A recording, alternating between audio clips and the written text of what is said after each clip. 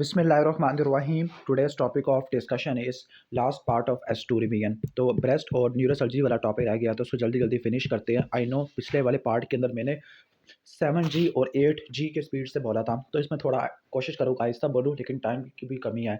तो ब्रेस्ट की कोई भी लंप आ जाए या डिस्चार्ज आ जाए तो आपने ट्रिपल असेसमेंट करनी होती है। इसमें क्लिनिकल असेसमेंट है, रेडियोलॉजिकल और हिस्टोलॉजिकल है। क्लिनिकल में एज हिस्ट्री एग्जामिनेशन है, रेडियोलॉजिकल के अंदर अल्ट्रासाउंड और मैमोग्राफी आ जाती होती है। क्लियर? सही हो गया। हिस्टोलॉजिकल के अंदर एफएनएसी और core cut retro cut biopsy है। Role of MRI in the lump breast होता है। एमआरआई इस आकार को रिकरेंस से डिफरेंशिएट करने के लिए, मल्टीफोकैलिटी मल्टी सेंट्रिसिटी को देखने के लिए, एक्सटेंट ऑफ डीसीआईएस को देखने के लिए, इम्प्लांट्स वाली फीमेल में या फिर हाई रिस्क फीमेल में स्क्रीनिंग के तौर पर इस्तेमाल होता है। इसके बाद एक फीमेल आई है, मास्टर जी के साथ आई है। ओके, तो इसमें आपने ट्रीटमेंट क्या होता है? इसका ट्रीटमेंट है कि आपने रीअश्योर करना होता है, एडिक्वेट सपोर्ट प्रोवाइड करनी है, firm bra during the day and the soft bra during the night है, कैफीन को एक्सक्लूड करना होता है और मेडिकेशन देनी होती है। निमोनिक या डीईटी, डेराजोल, इवनिंग प्राइमरोस और टी सेट नमैक्सोमिन आ जाएगा। इसके बाद निप्पल की डिस्चार्ज है। निप्पल की डिस्चार्ज को दो में डिवाइड करना है, सरफेस से हो रही है या फिर डक्ट से हो रही है। अगर सरफेस से हो रही है तो पेचर डिजीज होगा, एक्जिमा होगा, सोरियोसिस होगा। अगर सिंगल डक्ट से डिस्चार्ज हो रही है, ब्लड स्टेन जो सीरस आती है, ब्लड स्टेन में इंट्राटेक्टल पेपिलोमा, इंट्राटेक्टल कार्सिनोमा और डक्ट एक्टेजिया आ जाएगा। सीरस में किसी भी तरह का कलर आ जाता है, फाइब्रोसिस्टिक में, डक्ट एक्टेजिया में और कैंसर में होता है। अगर मल्टीपल डक्ट से आ रही है, ब्लैक डिस्चार्ज में आपका आ जाएगा वंस अगेन कार्सिनोमा, डक्ट एक्टेजिया और फाइब्रोसिस्टिक डिजीज। तो आप हर जगह पे अप्लाई कर सकते हो। ओके, ब्लड वाली तो हो गया, ब्लैक वाली या ग्रीन वाली डक्ट एक्टेजिया में आती है, प्रूलेंट वाली इन्फेक्शन में आती है। अगर डक्ट एक्टेजिया का पेशेंट आ गया, आपने हेड फील्ड ऑपरेशन करना है। अगर इंट्राडेक्टल पेपिलोमा तो आपने माइक्रो डुकैक्टमी करनी होती है। क्लियर? डक्ट को निकाल देना होता है। इसके बाद हम चलते थे फाइब्रोडिनोमा का। फाइब्रोडिनोमा में क्या होता है, एज 40 से कम आपको देखने को मिलती है। Non tender freely discrete mobile mass आपको देखने को मिलता होता है। एज 40 से आपको कम देखने को मिलती होती है। क्लियर? ठीक हो गया। इसका ट्रीटमेंट क्या होता है? इसका ट्रीटमेंट के अंदर रट्टा मार लेना कि लाइक हम कह सकते हैं कि रीएश्योरेंस होती है, एंटी इन्फ्लेमेटरी होती है। ओके, इसके अलावा अगर साइटोलॉजी सस्पिशियस है, पेशेंट कहता है कि इसको निकाल दो, तो इन्यूक्लिएशन एक्सीजनल बायोप्सी करनी है। इसके अलावा क्रायोब्लेशन है, इकोथेरेपी और removal with large vacuum core biopsy system. इसे बेकार लिखा हुआ तो छोड़ दो। ओके, फाइलोडीज ट्यूमर को हम क्या कहते हैं? सिस्टोसार्कोमा फाइलोडीज या सिस्टिक डिजीज ऑफ ब्रोडी कहते होती है। 40 साल से ऊपर देखने को मिलता होता है। क्लियर? लार्ज मैसिव ट्यूमर बनाता है विद अनइवनली बोस्युलेटेड सरफेस है। अल्सरेशन स्किन होती है और मोबाइल मैस होता है। ट्रीटमेंट के तरह बिनाइन है तो इन्यूक्लिएशन और वाइट लोकल एक्सीजन है। मैलिग्नेंट है तो सिंपल मास्टेक्टमी करनी है। इसके बाद ट्रॉमेटिक पैड नेक्रोसिस, ट्रॉमा की हिस्ट्री होती है, पेलर स्वेलिंग होती है ब्रेस्ट में जो कि स्मूथ हार्ड नॉन टेंडर होती है और स्किन की रिट्रैक्शन आपको देखने को मिलती है। इसके बाद लैक्टेशनल ब्रेस्ट एब्सेस होती है, ब्रेस्ट फीडिंग फीमेल में देखने को मिलती है। कंटिन्यूस थ्रॉबिंग पेन होता है ब्रेस्ट में। ओके, हाई ग्रेड फीवर होता है, डिफ्यूज टेंडरनेस, वार्मथ, इंड्यूरेशन देखने को मिलती है। पुरुलेंट डिस्चार्ज होता है, निपल्स और टेंडरली फर्टिनोपैथी देखने को मिलती होती है। क्लियर? आगे इसमें क्या क्या इन्वेस्टिगेशन होती है? सीबीसी करा लोगे, टीएलसी डीएलसी करा लोगे, अल्ट्रासाउंड करा लोगे और मिल्क और पस की एस्पिरेशन करा लोगे by the cytology and culture sensitivity. का ट्रीटमेंट के अंदर क्या होता है? ओके, एंटीबायोटिक इस्तेमाल करोगे, फ्लू क्लोक्सासिलिन को मक्सोक्लेव एडिक्वेट सपोर्ट प्रोवाइड करोगे, लोकल हीट और एनाल्जेसिया अप्लाई कर लोगे। ओके, अगर लेटर स्टेजेस से एब्सेस डेवलप हो चुके हैं तो रिपीटेड अल्ट्रासाउंड गाइडेड एस्पिरेशन करनी होती है और drainage under the local anaesthesia करना होता है। प्रिवेंशन में ब्रेस्ट फीडिंग वहाँ से छोड़ देनी है, ब्रेस्ट को एम्प्टी करना और स्टॉप लैक्टेशन यूजिंग ब्रोमोकेप्टिन होता है। स्टॉप ओरियस की वजह से लैक्टेशनल ब्रेस्ट एब्सेस देखने को मिलती होती है। अब इसके बाद क्या स्टेप्स होते हैं लैक्टेशनल ब्रेस्ट एब्सेस की? सबसे पहले लैक्टेशन को छोड़ देना और एंटीबायोटिक आपने देनी होती है। एंटीबायोटिक लोकल हीट और एनाल्जेसिक आपने अप्लाई करना होता है। नंबर 2 लोकल एनेस्थीसिया देना है। नंबर 3 एनाल्जेसिक क्रीम आपने सर्जरी से 30 मिनट पहले अपने अप्लाई कर दिया। नंबर 4 स्किन का और सुपरफिशियल फेशियल का आपने स्किन को एक्सरसाइज करना होता है। रेडियल या सिरकम एरियोलर इंसिजन दे दोगे। ठीक है, फिर लॉन्ग आर्टरी फोर्सेप्स इंसर्ट कर दोगे एब्सेस कैविटी में। फिर आप एब्सेस के सारे पार्ट को पाल्पेट करोगे, चाक को ओपन करोगे, फोर्सेप्स को विड्रा करोगे, फिंगर को इंसर्ट करोगे और आपने ना वुंड को पैक कर देना है विद रिबन कॉस और ट्रेन लगा देनी है। मेन क्या है? लैक्टेशन को छुड़वाया, लोकल एनेस्थीसिया दिया, एनाल्जेसिया क्रीम दिया, स्किन सुपरफिशियल फेशियल को इंसाइज किया, आर्टरी फोर्सेप अप्लाई किया, उसके जाक को ओपन किया, विड्रा किया, वुंड को पैक कर दिया। इसके बाद मेल में ब्रेस्ट की डेवलपमेंट होना, दिस इज कॉल्ड गायनिकोमास्टिया होता है। ओके, गायनिकोमास्टिया के बहुत सारे कॉजेज होते हैं। ओके, लेकिन ड्रग्स में आपने रट्टा मारना है, सिमिटिडिन, डाइजॉक्सिन, स्पाइरिनोलैक्टोन, स्टीरॉयड। इसकी वजह से गायनिकोमास्टिया देखने को मिलता होता है। क्लियर? ठीक हो गया। इसका ट्रीटमेंट क्या होता है? रिएश्योरेंस होता है। फार्माकोथेरेपी में टोमैक्सोफिन, एरोमेटिस इनहिबिटर, डायनाजोल और मास्टेक्टमी में निपल एरियोला कॉम्प्लेक्स को बचा लेते होते हैं। ओके, गायनिकोमास्टिया की कॉजेज क्या होते हैं? इडियोपैथिक होता है। इसके अलावा ड्रग्स में सिमिटिडिन, डाइजॉक्सिन, स्पाइरिनोलैक्टोन और स्टीरॉयड आ जाएगा। एड्रीनल के अंदर आपका एड्रीनल, पिट्यूटरी, लिवर डिजीज आ जाएगा या हाइपरथायराइडिज्म है, क्लैनफेलर सिंड्रोम है, कैलमन सिंड्रोम है या हाइपोगोनाडिज्म है। नेक्स्ट सबसे इंपॉर्टेंट टॉपिक ब्रेस्ट कैंसर वाला। तो ब्रेस्ट कैंसर में आपको क्या हिस्ट्री मिलती है? ब्रेस्ट कैंसर में आपको फर्म इरेगुलर नोडुलर मिलता होता है। ओके, लंप आपको मिलता होता है। फिक्स्ड इरेगुलर हार्ड पेललेस लंप मिलता होता है। निपल की रिट्रैक्शन होती है, स्किन फिक्स हो जाती है, मसल भी फिक्स हो सकता है। एक्सिलरी लिम्फ नोड की इन्वॉल्वमेंट आपको देखने को मिलती होती है। ईस्ट्रोजन के एक्सपोजर से रिलेटेड होता है। क्लियर? अब एग्ज़ाम में ना ज़्यादातर क्वेश्चन के अंदर आपने क्या कैलकुलेट कैलकुलेट करना होगा, उसकी स्टेजिंग कैलकुलेट करनी होगी। अगर 2 सेंटीमीटर तक है तो T1 आ जाएगा, 2 से लेकर 5 का तो T2 आ जाएगा, 5 से ज़्यादा का तो T3 आ जाएगा। चेस्ट वॉल को इन्वॉल्व करा T4 आ जाएगा। लाइक अगर 4 सेंटीमीटर है तो ये T2 आ जाएगा। इसके बाद देखो जो अगर इप्सिलैटरल मोबाइल लिम्फ नोड है तो वो N1 है। अगर फिक्स्ड एक्सिलरी लिम्फ नोड है तो वो N2 आ जाएगा। इंटरनल मेमोरी है तो वो N3 आ जाता होता है। M1 का मतलब है डिस्टेंट मेटास्टेसिस है। ओके, ठीक हो गया, ऑलमोस्ट ये हो जाएगा। ओके, अब ब्रेस्ट कैंसर की क्या मैनेजमेंट होती है? अगर स्टेज 1 और 2 का कैंसर है तो आपने ब्रेस्ट कंजर्वेशन थेरेपी करनी होती है। ब्रेस्ट कंजर्वेशन थेरेपी में 4 स्टेप्स होते हैं। नंबर 1, आपने वाइल्ड लोकल इंसिजन देना होता है with a clear margin, 1 centimetre का क्लियर मार्जिन करना होता है। जो इंसिजन होता है ना, लंपेक्टमी और कॉर्डेंटेक्टमी आ जाता है, ठीक हो गया। इसके अलावा ओके, इसके अलावा नंबर 2 आपने क्या करना होता है, रेडियोथेरेपी देनी है। नंबर 3 आपने एक्सिलरी प्रोसीजर आपने करना होता है। नंबर 4 आपने क्या करना होता है, फॉलो अप करना होता है। फॉलो अप कैसे कर सकते हैं? रेडियोथेरेपी से, कीमोथेरेपी से और हार्मोनल थेरेपी से। कीमो में ट्रस्टोज़ुमाब आ जाएगा, ठीक है। अदर में सीएमएफ आ जाएगा, साइक्लोफॉस्फेमाइड, मेथोट्रेक्सेट, 5-फ्लोरोयूरेसिल है, क्लियर।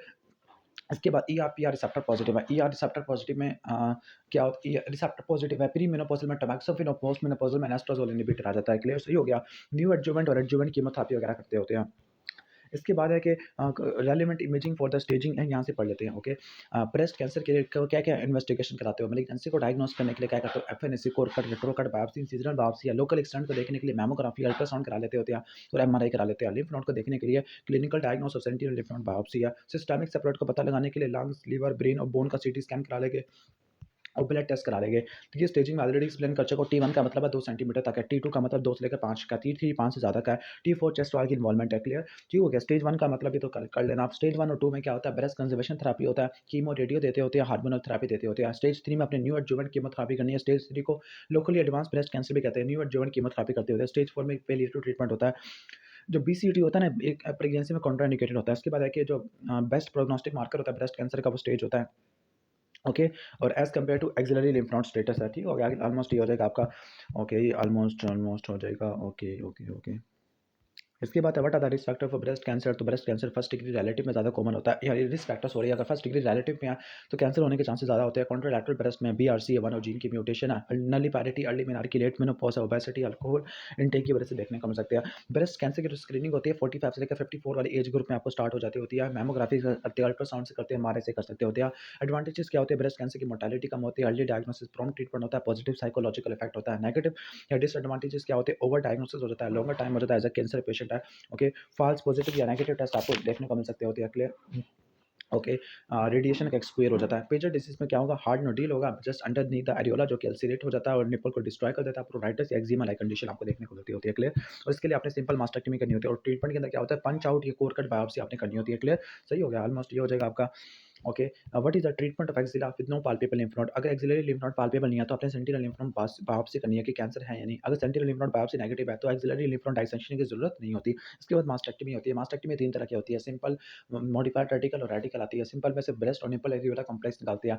ओके, मॉडिफाइड रेडिकल मास्टेक्टमी को पैटिस मास्टेक्टमी भी कहते होते हैं। इसमें क्या निकालते हैं? Skin, okay, nipple areola complex है, स्किन फेशिया ऑफ एक्सिला और लेवल 1 और लेवल 2 लिम्फ नोड निकाल देते होते हैं। ओके, और कौन से लेवल्स होते हैं? ओके, लेवल 1 वाले ये लैटरल होते हैं to the pectoralis major, level 2 वाले अ, पोस्टीरियर होती है, पेक्टोरलिस माइनस से, लेवल 3 वाले मीडियल पड़े हुए होते हैं। ओके, जो लेवल 1 है लैटरल वाले, इसमें निमोनिक है, PEL पाल, पोस्टीरियर, एंटीरियर और लैटरल आ जाता है। जबकि पोस्टीरियर के अंदर आपका सेंट्रल और इंटर पेक्टोरल रोटर आ जाता है, जबकि medial to the pectoralis minor तो आपका रोटर आ जाता होता है।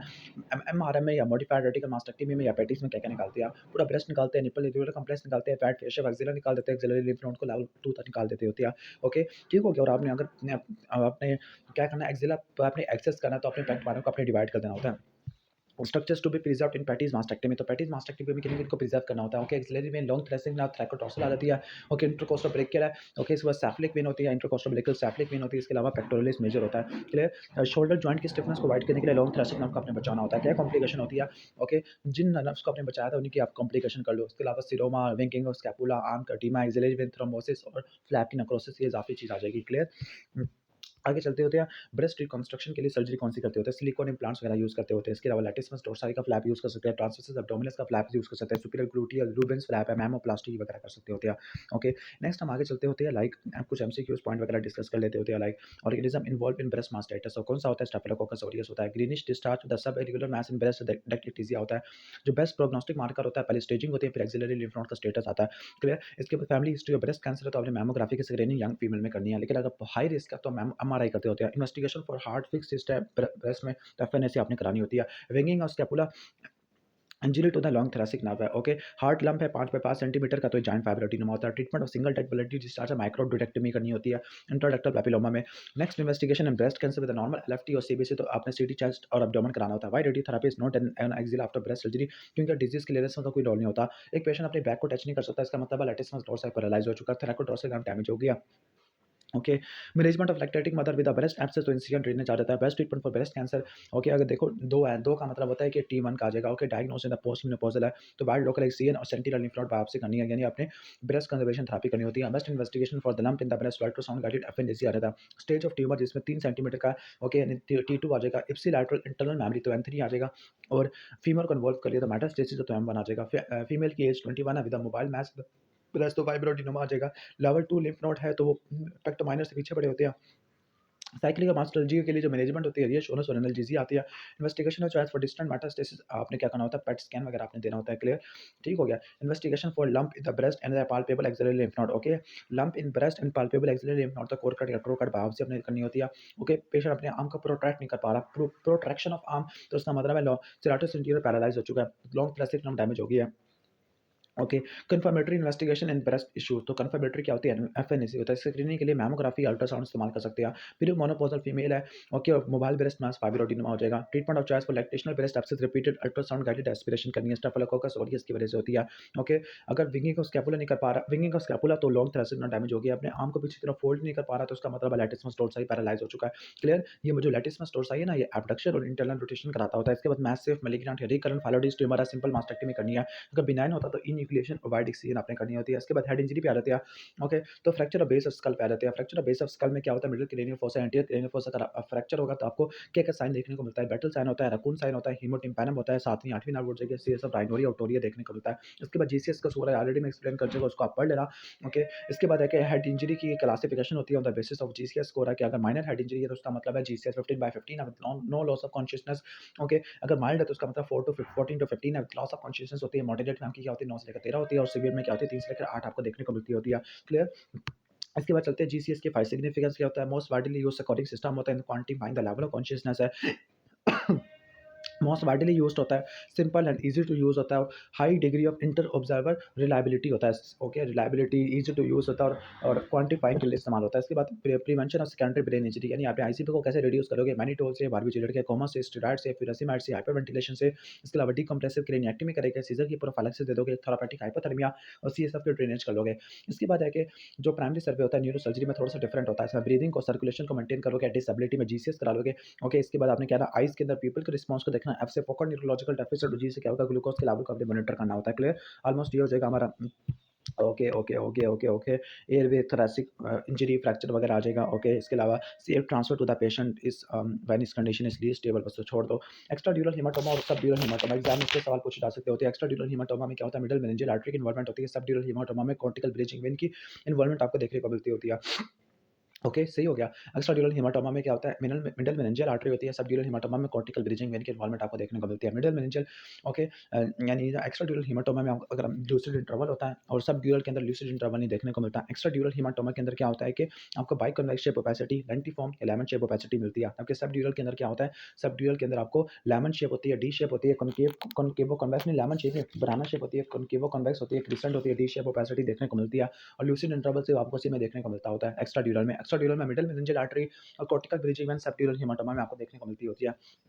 ओके, मैनेजमेंट ऑफ एक्स्ट्राड्यूरल हेमाटोमा, तो पहले आपने आईसीपी को रिड्यूस करना है, और उसके बाद आपने बरहोल सर्जरी करनी है। मेन आपकी बरहोल सर्जरी होती है। इसके अलावा आपने क्या करनी है, बरहोल सर्जरी, या क्या कर सकते हैं, बरहोल सर्जरी, या फिर आप क्या कर सकते हैं, ओपन क्रेनियोटमी कर सकते होते हैं। क्लियर, सही हो गया। सीटी स्कैन कराते हैं, नॉन कंट्रास्ट सीटी स्कैन कराते होते हैं। ओके, पायरेक्सिया को अपने कंट्रोल करना, क्योंकि अगर फीवर होगा तो ब्रेन का मेटाबॉलिज्म बढ़ जाएगा, जिसकी वजह से ब्रेन की इंजरी और ज़्यादा बढ़ जाती होती है। इसके बाद है types of intracranial haemorrhages. Intracranial haemorrhages दो तरह के होते हैं, इंट्राएक्सियल और एक्स्ट्राएक्सियल। इंट्राएक्सियल में आपका इंट्रापेरेन्काइमल इंट्रावेंट्रिकुलर आ जाएगा, और एक्स्ट्राएक्सियल के अंदर आपकी कौन जाती है, कौन सा आ जाता है, जो कि बाहर पड़ा होता है। एक्स्ट्रा ड्यूरल, सब ड्यूरल और सबरेक्नाइट आ जाएगा। इसके बाद indication of CT scan after the brain injury, तो विद इन 1 आवर और आफ्टर आफ्टर 8 आवर्स। तो 1 आवर में कब करते होते हैं, जब आपको क्या हो, जब जीसीएस 15 से कम हो। ओके, 2 घंटे हो गया है, जीसीएस 13 से कम हो गया है। ओके, या फिर क्या हो गया है कि डिप्रेस या बेसल का फ्रैक्चर हो चुका है स्कल का। Okay, focal neurological deficit, seizures आपको देखने को मिल रहेगा, वॉमिटिंग आपको देखने को मिल रही है विद इन द 8 आवर। तो निमोनिक कार्ड होता है, कोएगुलोपैथी A65 से ऊपर, आर से रेट्रोग्रेड एमनेसिया, और डी से क्या होता है, डेंजरस मैकेनिज्म ऑफ इंजरी होती है। क्लियर, इसके बाद है कि एक्स्ट्राड्यूरल हीमाटोमा की मैनेजमेंट यहाँ पे लिखी है कि अपने हाइपरटेंशन को प्रिवेंट करना, हाइपरटेंशन वगैरह, हेड को एलिवेट करना होता है, एंटीपायरेटिक्स देनी है, ऑस्मोटिक थेरेपी मैनिटोल, वैसे मैनिटोल कॉन्ट्राइंडिकेटेड होती है। और सर्जरी कौन सी करेगी? ओपन क्रेनियोटॉमी या बरहोल सर्जरी, बरहोल सर्जरी ज़्यादा अच्छी होती है। इसके बाद सबड्यूरल हीमाटोमा बूढ़े पेशेंट में होता है, एंटीकोगुलेंट यूज़ करने की वजह से होता है। ओके, ठीक हो गया। क्रॉनिक ट्रॉमा होता है, कॉन्केव कॉन्वेक्स होता है, टी शेप होता है, बनाना शेप ओपेसिटी होती है, नॉन कंट्रास्टिव स्कैन में लूसिड इंटरवल देखने को नहीं मिलता होता है। यहाँ पे ट्रॉमा ऑफ इंजरी है कि मैकेनिज्म ऑफ इंजरी का ट्रॉमा हुआ, स्कल का फ्रैक्चर हुआ, कॉर्टिकल ब्रिजिंग का रप्चर हुआ, जो ब्लड है वो कहाँ पे जमा हो गया? ड्यूरल और रेक्टाइड के दीवार में जमा हो गया, तो उसको बोलते हैं सबड्यूरल हीमाटोमा। उसके बाद ब्रेन स्टेम डेथ होती है। ब्रेन स्टेम डेथ में क्या होता है? इरिवर्सिबल लॉस होता है सेरेब्रल और ब्रेन स्टेम के फंक्शन का। इसके स्टेजेस ऑफ डायग्नोसिस क्या होते हैं? सबसे पहले क्या करना होता है? अपने इरिवर्सिबल कोमा को काज इसको आइडेंटिफाई करना होता है, अपने रिवर्सिबल इरिवर्सिबल को आइडेंटिफाई करना, रिवर्सिबल को आपने क्या करना है? एक्सक्लूड करना होता है। और clinical demonstration of absence of brain stem function है। उसके बाद ब्रेन स्टेम के फंक्शन क्या क्या होते हैं? पिपिलरी लाइट रिफ्लेक्स है, कॉर्नियल रिफ्लेक्स है, वेस्टिबुलो ओकुलर रिफ्लेक्स है, डोल आई रिफ्लेक्स और गैग रिफ्लेक्स आ जाएगा। क्लियर? ठीक हो गया, ये आपने मोटे मोटे याद रख लेना है। Okay, pupillary light reflex, corneal reflex, vestibulo ocular reflex, doll's eye और गैग रिफ्लेक्स आ जाएगा। ब्रेन कि ट्यूमर कौन-कौन सी होती है? प्राइमरी और सेकेंडरी होती है। सेकेंडरी ज़्यादा कॉमन होती है। प्राइमरी में आपका ग्लायोमा रहती है। लाइक ग्लायोमा में एस्ट्रोसाइटोमा आ जाएगा। ओके, प्रोटोप्लाज्मिक जेम्योसाइटोसिटी तो सारा हम पैथो में पढ़ते थे। Oligodendroglioma, ependymoma, choroid plexus, papilloma. Neural में गैंग्लियोमास, न्यूरोब्लास्टोमास, एम्ब्रियोल में मेडुलोब्लास्टोमा, मेनिंजियोमा आ जाएगा। ओके, लाइक ये आ जाएगा, इनको देख लेना आप। ओके, इसके बाद what are the cardinal feature of brain tumour? तो सीजर होते हैं, वॉमिटिंग होती है, रेस्ट आईसीपी होता है, फोकल न्यूरोलॉजिकल डेफिसिट होता है। इसके बाद हाइड्रोसेफलस है। हाइड्रोसेफलस में बच्चा होता है, हेडेक और इरिटेबिलिटी होती है, रेस्ट आईसीपी की वजह से पैपिलरी सिस्टम आपको देखने को मिलती है, papillary pupillary blood begin sun setting sign of projectile vomiting देखने को मिलती है। हाइड्रोसेफलस की टियोलॉजी को अपने तीन में डिवाइड करना। ऑब्स्ट्रक्टिव है, ओके, ऑब्स्ट्रक्टिव को बोलते हैं नॉन कम्युनिकेटिंग है। दूसरा कम्युनिकेटिंग हाइड्रोसेफलस होता है। तीसरा एक्सेसिव सीएसएफ प्रोडक्शन है, जो कि कोराइड प्लेक्सिस के पैपिलोमा की वजह से होती है। क्लियर? जो ऑब्स्ट्रक्टिव हाइड्रोसेफलस होता है ओके ओके, तो जो ऑब्स्ट्रक्टिव हाइड्रोसेफलस है इसमें लिगेंड वेंट्रिकल के अंदर हो सकती है, वेंट्रिकल की वाल के अंदर हो सकती है, क्योंकि लिगेंड वेंट्रिकल से बाहर पड़ी हुई है, जिसकी वजह से ना वो कंप्रेस हो रहा है। ओके, कम्युनिकेटिंग है पोस्ट हेमरेजिक हो सकता है, रेस इन्फेक्शन की वजह से, रेस प्रोटीन की वजह से आपको देखने को मिल सकता होता है। ओके, या रेस्ट सीएसएफ प्रोडक्शन है, लाइकोराइड प्लेक्सिस पैपिलोमा आ जाएगा। इन्वेस्टिगेशन क्या क्या होते हैं? सीटी स्कैन हेड होता है, एमआरआई करा लोगे, लंबर पंक्चर कॉन्ट्राइंडिकेटेड होता है ऑब्स्ट्रक्टिव हाइड्रोसेफलस में। इसकी बात है मोनोक्लिनाइन डॉक्ट्राइन है। मोनोक्लिनाइन डॉक्ट्राइन ये कहता है कि जो हमेशा ना जो इंट्राक्रेनियल कैविटी का जो कंटेंट होता है हमेशा कांस्टेंट रहता होता है। ओके, ठीक हो गया। जब भी कोई क्रेनियल कंटेंट में एक्सपांशन होगा, लाइक अगर आपका हेमाटोमा या ब्रेन स्वेलिंग ऐड होगी, तो वो कंपनसेट हो जाएगा ब्लड से, सीएसएफ से कंपनसेट हो जाएगा। अगर मजीद एक्सपांशन होता है क्रेनियल कंटेंट का, तो आईसीपी बढ़ जाता होता है, और अगर आईसीपी बढ़ जाएगा तो हर्निएशन हो जाएगी। फॉर एग्जाम्पल, अगर अंकल हर्निएशन होती है तो क्या होगा? पीपल की एब्नॉर्मैलिटी होती है। ओके, आपका ब्रेन स्टेम डैमेज हो जाता है। अगर सेरिबैलर की टॉन्सिल की हर्निएशन होती है, फोरामेन मैग्नम के थ्रू होती है, तो वो कंप्रेस कर देगा मेडुलरी वेसोमोटर सेप्टम को। क्वेश्चन ट्रायड होगा, हाइपरटेंशन, ब्रेडिकार्डिया, कोनिंग वगैरह देखने को मिलती होती है, ब्रेन स्टेम की डेथ हो जाती है। इसके बाद नेक्स्ट हम आगे चलते होते हैं। Okay, disease of intervertebral disc herniation है, जिसमें क्या होता है? लंबर पेन होता है, जो कि बटक्स में, थाई में, काफ में रेडिएट करता है। डोर्सिफ्लेक्शन वीक होगा L5 में, प्लांटर फ्लेक्शन S1 में होगा, बायलैटरल sciatica पेन होता है, स्फिंक्टर की डिस्टर्बेंस आपको देखने को मिलती होती है। क्लियर? ठीक हो गया। इसका पैथोफिजियोलॉजी क्या है? हैवी वेट लिफ्टिंग की वजह से डिस्क की हर्निएशन होती है, L4 L5 की दीवार में, L5 S1 की दीवार में होती है। पोस्टीरियर लेटरल डिस्क की प्रोट्रियन होती है, स्पाइनल रूट्स को डैमेज करेगा, जिसकी वजह से बैक पेन होगा, sciatica आपको देखने को मिलता होता है। Risk factor in this patient तो एज की वजह से हो सकता है, ओबेसिटी की वजह से हो सकता है, मेल जेंडर 30 से लेकर 50 साल वाले में, स्मोकिंग की वजह से, वेट लिफ्टिंग की वजह से, स्ट्रेसफुल ऑक्यूपेशन की वजह से। ओके, क्या इन्वेस्टिगेशन चॉइस होती है? एमआरआई होती है, इसके अलावा एक्सरे करा सकते हैं, सीटी स्कैन करा सकते हैं, माइलोग्राफी करा सकते हैं। ट्रीटमेंट के अंदर क्या होता है? ट्रीटमेंट के अंदर रट्टा मार लेना कि आपने प्रिकॉशन करना होता है, बेड रेस्ट वगैरह कराओगे, एनाल्जेसिया दोगे, वेट लिफ्टिंग को अवॉइड करोगे, ट्रैक्शन अप्लाई करोगे, या सर्जिकल डिकम्प्रेशन कर दोगे। ओके, ठीक हो गया। मेनली सप्लीमेंट्स होती है, ओके, स्टीरॉइड्स होते हैं, या सर्जिकल डिकम्प्रेशन है, जिसमें पार्शियल लेमिनेक्टमी या माइक्रो डिसेक्टमी आ जाता होता है। क्लियर? L4 या L5 की सेगमेंट पे लेगी ना, या L5 और S1 की सेगमेंट पे लेगी ना, कैसे डिफरेंशिएट करोगे? ओके, अब L5 की डर्मेटोम की इन्वॉल्वमेंट L4 L5 में होती है, जबकि S1 की इन्वॉल्वमेंट L5 S1 में देखने को मिलती है। जब L5 वाला इन्वॉल्व होगा तो सेंसरी लॉस होगा medial side of dorsum of foot पे और ग्रेट टॉप है, जबकि S1 की इन्वॉल्वमेंट की वजह से क्या होगा? सेंसरी लॉस आपको देखने को मिलेगा लैटरल साइड ऑफ फुट पे देखने को मिलेगा। ओके, इसके बाद L5 की इन्वॉल्वमेंट की वजह से क्या होगा? डोर्सिफ्लेक्शन वीकनेस होती है, और S1 की वजह से आपको प्लांटर फ्लेक्शन की वीकनेस देखने को मिलती है। एंकल जर्क किसमें नॉर्मल होगा, किसमें एंकल जर्क एब्सेंट होगा? एंकल जर्क नॉर्मल होगा L5 वाले में, और एब्सेंट किसमें होगा? S1 वाले में होगा। ठीक हो गया। पेन ऑन थाई एडक्शन तो sciatica में आपको देखने को मिलता होता है। क्लियर? ठीक हो गया, ऑलमोस्ट ये हो जाएगा। एक सिंड्रोम होता है कोडाई कोइना सिंड्रोम, इसमें सैड एनेस्थीसिया होता है, बायलैटरल लोअर लिम्ब की वीकनेस होती है, बोवल ब्लैडर के फंक्शन खराब हो जाते होते हैं। क्लियर? इसके अलावा साइंस में क्या-क्या होता है? साइंस में sciatica होता है, पैरास्थीसिया होता है, डिस्क की हर्निएशन होता है, लॉस ऑफ लंबर लॉर्डोसिस है, फ्लैटनिंग ऑफ लंबर स्पाइन है, positive straight like raising test आ जाएगा। इसके बाद पेरिफेरल नर्व इंजरी है। पेरिफेरल नर्व इंजरी नर्व की इंजरी को 3 में डिवाइड करते हैं। ओके, न्यूरोप्रैक्सिया, एक्सोनोमेटोसिस और न्यूरोमेटोसिस। ओके, न्यूरोप्रैक्सिया में नर्व का फंक्शन खत्म हो जाता होता है। ओके, एक्सोनोमेटोसिस और न्यूरोमेटोसिस, इसमें ट्रांसैक्शन होती है। एक्सोनोमेटोसिस में एक्सोन की डिवीजन होती है, न्यूरोमेटोसिस में आपके पूरी नर्व की डिवीजन आपको देखने को मिलती है। इसके बाद मीडियन नर्व इंजरी है। Okay, science of median nerve injury at the wrist है। ओके, मीडियन नर्व इंजरी होगी तो थिनार मसल की पैरालिसिस होती है, थिनार मसल में लुम्ब्रिकल, ओपोनेंस पॉलिसिस है, abductor pollicis brevis, flexor pollicis brevis है। सेंसरी लॉस आपको 3.5 डिजिट्स में देखने को मिलेगा। सेंसरी लॉस आपको digital feelings of dorsal aspect of thumb, index और मिडल फिंगर में देखने को मिलेगा। अगर अगर क्लॉ हैंड होता है तो एल्नर नर्व की वजह से होता है, ape hand deformity median nerve की वजह से होती है, wrist drop crutch palsy radial nerve palsy में होती है, foot drop common peroneal nerve में देखने को मिलता होता है। क्लियर? ठीक हो गया। इसके बाद है कि अगर रेडियल नर्व की इंजरी होगी तो क्या करोगे आप? पहले फिजियोथेरेपी सप्लीमेंट्स या टेंस वगैरह करोगे, लेकिन ग्राफ्ट ले लोगे, नर्व का टेंडन ट्रांसफर कर लोगे। इसके बाद कार्पल टनल सिंड्रोम होता है, फीमेल में देखने को मिलता है। Clear? Pregnancy, idiopathic obesity, myxoedema, rheumatoid arthritis, acromegaly, diabetes की वजह से हो सकता है। कोस से मसल पैरालाइज होती है, थिनार मसल हो जाती है। इसमें जो होता है ना, पेन होता है, ओके, बर्निंग सेंसेशन होती है हैंड्स में, नाइट पे एग्रेवेट हो जाती है, रिलीव बाय शेकिंग हैंड या टीनल साइन फैलेंटाइन्स और डर्किन कंप्रेशन टेस्ट पॉजिटिव होता है। ओके, टीनल साइन में क्या होता है, टैप करने से ना पैरास्थीसिया हो जाता है over the median nerve. Phalen test में क्या होता है, reproduction of paraesthesia with wrist के फ्लेक्शन से पैरास्थीसिया हो जाएगा। डर्किन कंप्रेशन टेस्ट में क्या होगा, डिजिटल प्रेशर लगाने की वजह से एनेस्थीसिया देखने को मिलेगा। जो गोल्ड स्टैंडर्ड होता है वो एनसीएस होता है। ट्रीटमेंट के अंदर आपने 3 एस रट्टा मारनी है। ओके, रिस्ट का सप्लीमेंट्स दे दोगे इन एक्सटेंशन, तो एस से सप्लीमेंट है, एस से सर्जिकल इंजेक्शन या स्टेरॉइड का इंजेक्शन आ जाएगा, और एस से क्या हो जाएगा, सर्जिकल डिकम्प्रेशन आ जाता होता है। क्लियर? और यहाँ पे आपने खास क्या रखना है कि टॉर्निकेट इस्तेमाल करना है जो स्किन का जो इंसिजन है in line with the under border of ring finger, ताकि आपने स्किन का इंसिजन होता है अंडर बॉर्डर के इन लाइन देना होता है, ताकि मोटर ब्रांच ऑफ मीडियन ना डैमेज हो जाए। और आपने स्किन इंसिजन को रिस्ट की क्रीज से आगे एक्सटेंड नहीं करना, क्योंकि Palmer cutaneous branch of median damage हो सकती है और पोस्ट ऑपरेटिव फिजियोथेरेपी करानी होती है। बाकी पॉइंट्स तो ऑलरेडी डिस्कस कर चुके हैं, लाइक जीसीएस वाले, मीडियन वाले, क्रेनियोटमी वाले। आई थिंक बस काफ़ी है।